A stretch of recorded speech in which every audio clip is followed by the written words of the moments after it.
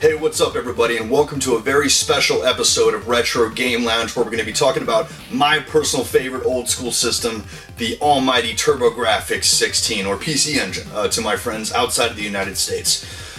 This video is actually going to be inspired by, basically by you guys, by my audience, my loungers, man, my freaking rockin' audience. Based upon questions that I get both on Facebook, on YouTube, through all different forms of social media. I get asked this kind of thing all the time.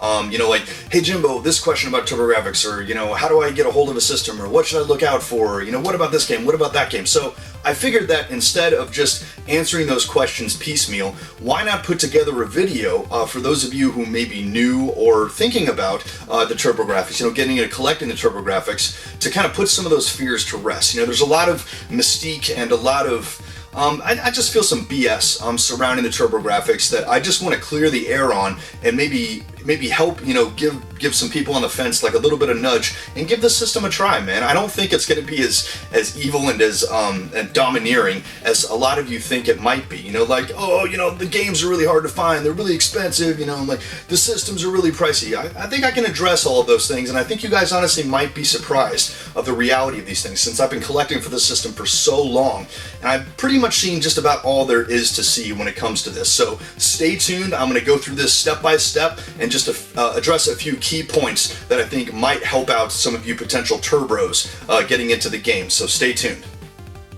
So the first subject I want to cover is the TurboGrafx-16 system itself. Now, a lot of other turbo collectors might recommend that you just skip this altogether and just go straight to a Turbo Duo, which has the CD functionality, so you can play the entire library of games. Or a lot of people would suggest that you go to the PC Engine.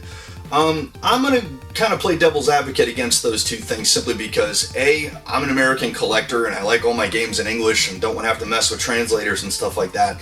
And B, well, I'm an original TurboGrafx-16 owner, so that's kind of the main reason I've stuck to that as my particular platform of choice, I guess. But let's talk about the TurboGrafx-16 itself. Okay, so it plays the huge chip games only, obviously, not the CD games. You can get the CD attachment for this, but guys, I'm going to have to recommend you probably stay away from that just for one simple reason. Number one, it's a lot more expensive than just getting a Turbo Duo, and a Turbo Duo really isn't cheap right now. You can get lucky with those. I did. I paid $80 for mine and $50 to get it fixed. I got lucky. I'm definitely not, the best example there. That was just a, freaking lucky shot. But the reason I say to stay away from the CD attachment is mainly because just getting the CD attachment doesn't really allow you to play all of the CD games, at least not the really good games, Lords of Thunder and things like that, because there is a system card that you have to put in here, and there are two different versions of that. The number one, which you can see right there on your screen, the original system card is pretty cheap. You can get that $20-25, something like that, but the one you really want is the Super System 3.0 card, also known as the arcade card.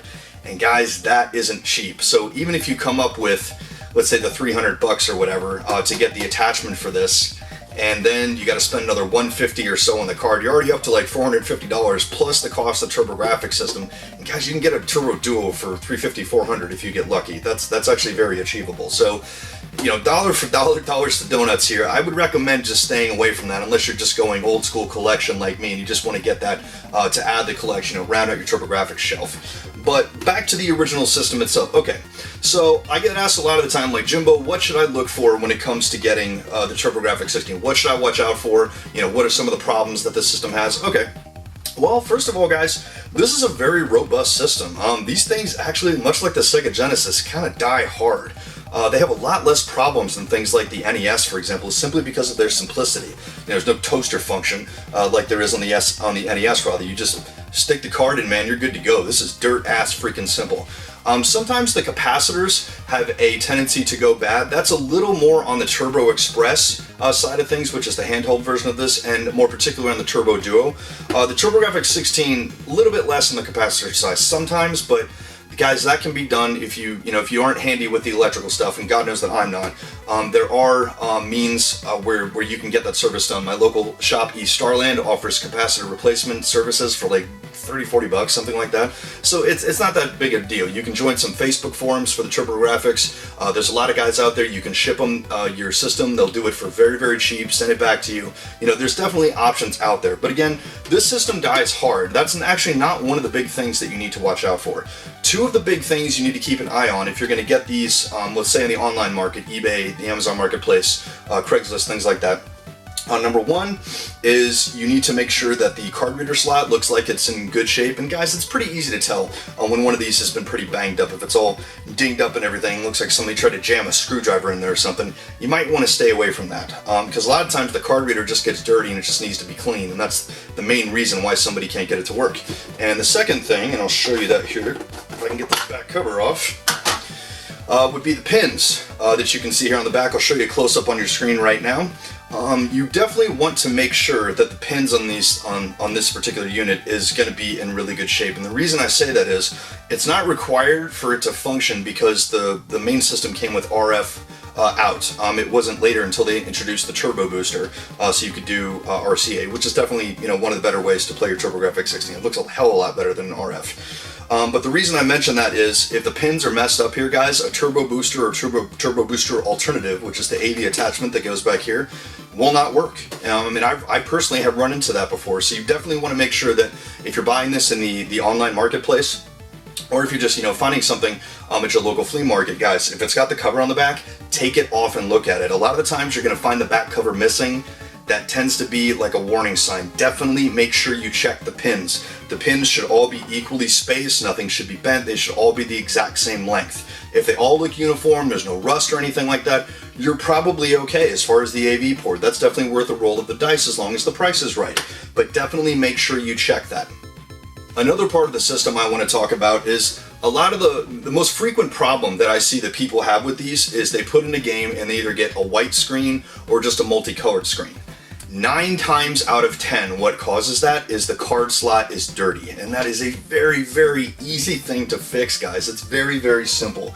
Let me grab a cue card here so I can demonstrate. Hey, this is a TurboGrafx-16 game, Keith Courage. So, how do you fix that, Jimbo? Well, it's actually pretty simple, man. You can just get some electrical wipes. Wipes used for cleaning electronics. They're safe. You don't have to worry about blowing anything out. And you can just get a TurboGrafx-16 game. Wrap this sucker up in it, just like a little wipey type of thing, and then just insert it, if I can get that right, insert it into the slot, in and out a couple times. Get your minds out of the gutter, come on. Like that, and that will actually, a lot of the time, help clean the slot.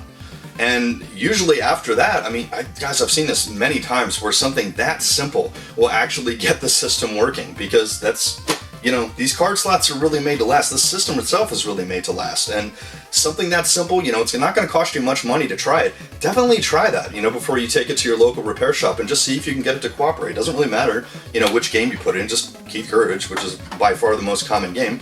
Give that a shot and see if it works. The next thing I want to talk about are safe and economical alternatives to the standard equipment that came with the TurboGrafx, being the RF adapter and the AC power unit. Either of those things by themselves, if you don't get it with your system, if you can get it as a bundle, man, and the price is right, dude, go for it. But a lot of the times it doesn't come with those things. So there's a couple of alternatives out there that you can get for really cheap. They're really easy to find, and you may actually already have them if you're into retro collecting. That would be the one and only little gray box Nintendo RF adapter that came with the original NES, guys. Those things are a dime a dozen. If you don't have one for your NES, you can get one online for probably $4 or $5, and it will fit and work with the TurboGrafx-16 system perfectly. I've tested it and used it myself, guys, and it works no problem. It's the same size, same input and everything, man. It's really that simple. The second thing, the power adapter, which is a little bit more expensive than the RF. Sometimes those by themselves, 30, 40 bucks, basically for an AC adapter. You can actually use the Sega Genesis Generation 1 AC unit. It will fit this power power coupling here perfectly. It works, it's the correct voltage. It's literally almost like it was made to fit this particular system. Guys, those are a dime a dozen. They sold, a bajillion Sega Genesises, and they make reproductions of them. So, those aren't hard to come by. So don't be discouraged, guys. I guess that's the point I'm making here. Don't be discouraged if you can't get a complete unit with the RF adapter and with the AC unit. There are definitely options out there if you just want to get your TurboGrafx-16 functional that are only going to cost you $5, $6, $8, $10 between the two items to get this thing functional. So check those out. Lastly, when it comes to the system, guys, just take a look at the condition of the unit. There's a couple of little hidden points, actually, that I want to have you guys keep an eye out for. In this particular system, which I recently purchased for $45 shipped, this still actually has the little factory wrapping, little factory seal thing on it that's just barely coming off at the corner here. The little clear label to keep the logo good to go, and it's actually got the same thing on the back, are still on it.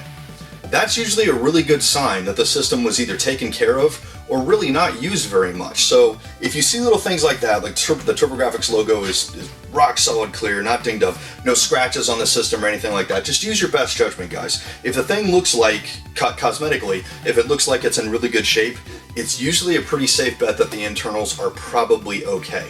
I know that not in every situation you're going to be able to test these things on the fly. If you're at a flea market or if you're on eBay, some people say untested. That could go either way. That could mean they either tested it and it didn't work, and they're letting you take the risk on it, or legitimately they just didn't have an AC unit, an RF adapter, or a game to hook it up and test it. So sometimes you're going to have to roll the dice on this, guys, but I purchased two of these systems. Here's the other one. This one cost me $30, and both of them worked. The $30 one, all it needed was a little card cleaning. This one didn't need anything, man. I just stuck Superstar Soldier in it, man. Came right up. No problem at all. So don't be discouraged if it says it's untested. Just use your best judgment. If the thing looks like it's good to go, it probably is. And if it's not, it's usually pretty cheap and simple to fix. The next subject I want to cover is going to be getting the most out of your TurboGrafx-16 system. This right here, guys, is the Turbo Booster. You can see another one boxed back up there. And this is the OEM AV port. You can see you got the red, white, and yellow on the back there with your external power outlet.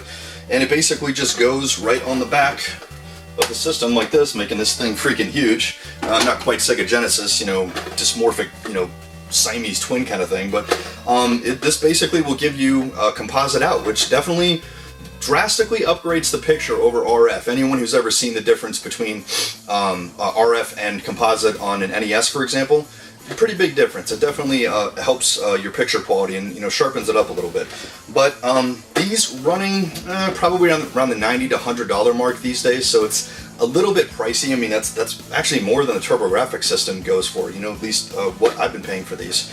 There are alternatives to these, guys. There are actually just a lot of homebrew kits where it's basically just a little box about yay big. It's about half the size of the Turbo Booster that fits onto the back pins of these. They go for about $40 or $50. There are how-tos online. If you just want to run the individual pins, it'll show you which pins to connect to on the back of the TurboGrafx. So if you're a do-it-yourselfer, you can get away with only spending a few bucks, and you can just buy a simple little cable and have composite out. So there are options out there, and composite is definitely the way to go with the TurboGrafx. Since it's 16-bit audio-visual, it definitely really shines when you get away from RF and you go to composite. It looks like $1 million. Even on a modern television, if you've got a decent flat screen that handles composite good, or I play mine on a tube, to me that's the only way to go. But don't be put off by the price of the Turbo Booster. Don't let that dissuade you from getting into this, like, oh god, I gotta spend another $100 just to get decent visuals. Guys, there are options out there. Check eBay, check Amazon. I'm not gonna vouch for any particular vendor, any particular product, but there are options out there. Just do a search, type in Turbo Booster AV, you will find options, so check it out. The last topic I want to cover here is getting games. This is a bit of a tricky question to answer because it really depends on what type of collector you are. If you're a purist like me, you've got to have them in the case. It's got to be complete, so it's nice and freaking shiny. So you can enjoy your TurboGrafx collection, show your friends, like, hey, look, it's in the box. Hey, look, it's in the case. I guess the big difference between the NES and the TurboGrafx-16 is, well, the NES and Super NES or even the Sega Genesis, because they're cartridges and they kind of stand up, it makes them a little bit easier to organize them into a collection, like an NES where you can just line them up like books. The huge chip card, well, it doesn't really display that well. This is more for practicality and for simplicity than anything else. It doesn't really have the allure on a shelf that a NES or a Super NES or Sega Genesis game does. So I can understand the desire to want to have these things in the case or in the box. You know, I'm certainly in that camp. But don't let that dissuade you guys. If you're simply looking to get the games because you want to play them, that's actually a pretty economical option, because them being out of the case makes the price go way, way, way, way down, because the majority of turbo collectors out there are guys like me who want it complete in the case. They want to be able to display it and everything like that, and that simple fact kind of drives the cost of the hue cards down. Even on the expensive games, that'll make the price tank, you know, sometimes 50-60%. So if you just want to play the games, don't be afraid to just get a hue card. You can get some type of storage solution where you can keep these things. You know, you can stick them in a baseball album if you want. You know, holds baseball cards. These things will fit in there perfectly. So you can preserve your games. You can keep them safe without having to worry. Another thing I want to talk to you about, guys, are the hue card slip covers. You can actually still get these things new. There's actually companies that still make them in your online marketplace. So if you want to keep your hue cards safe, you definitely have options. I just usually buy like a 10-pack or so, just in case I get a game that doesn't have one, or if the cover that came with it's kind of yellowed and kind of worn out, I'll replace it with one of the new ones. I know a lot of you purists are like, oh god, that's not original. Guys, it's a cover that goes on a game. You know, that's okay. We don't have to split hairs here. However, if you do want to go the complete encase route, CIC, there are some options out there where you can get things without breaking the bank. You can still sometimes find blanks like these that were put out by TurBRO Technologies Incorporated, which was the last company to hold the rights to TurboGrafx. You can get custom labels made. There's a bunch of guys out there who will make complete sets of the US run, and these look almost exactly. It's almost really hard to tell the difference actually between the factory label and these. I guess the only difference would be they look a little bit newer. You know, they almost look like, that looks too, you know, polished. That looks too new. But yeah, I'm not encouraging anyone to do any type of, you know, charlatan behavior and go out and portray this as something they're not. You know, guys, don't rip off other collectors. This is what I'm speaking about right now is purely for the collectors. This is not for resellers. Let's not rip anybody off. If you just want something to organize your game collection, guys, I've done that. There's some games in here where I got the games and the game itself was fine, the manual was fine, the hue card was fine, even the case was fine, but the label looked like shit. And I wanted a way to be able to rectify that, because I'm never going to sell this collection, man. I'm going to probably be buried with my TurboGrafx if I have my way. But I just wanted the labels to kind of reflect my passion for the collection. I don't see any harm in getting a reproduction label, and that it's only for me. I'm not going to rip anybody off here. So you can get complete, you know, runs of labels and stuff like that for not that much money. There's a bunch of guys out there who will print them. You can stick them on your case here, and then you can have, you know, a complete in case TurboGrafx-16 game. And finally, one last tip I'm going to give you guys is if you're going to get games, sometimes you can do better individually. If you're just getting like a single game, one of the more common games, but if you're going to go after the bigger stuff, you know, Lords of Thunder, Psychosis, you know, some of the things that get, you know, start to approach the $100 mark, I recommend buying in bulk. I know that's kind of a general rule when it comes to collecting video games. It's usually better to buy in bulk because you can usually bring the price per game down.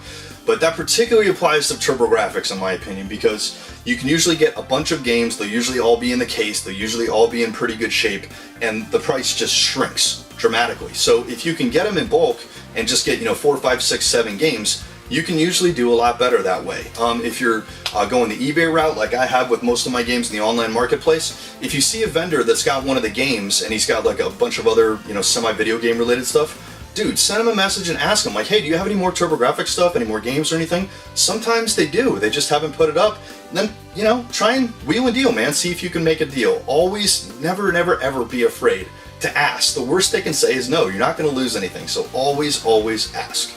So thank you everyone so much for stopping by and checking out this first episode of Turbo Collecting 101. This is definitely going to be an ongoing series where I'll give you an episode every once in a while and give you some tips and tricks that I picked up along the way in my quest to get a complete TurboGrafx-16 collection. Again, thanks everyone so much for stopping by, and I'll see you next time.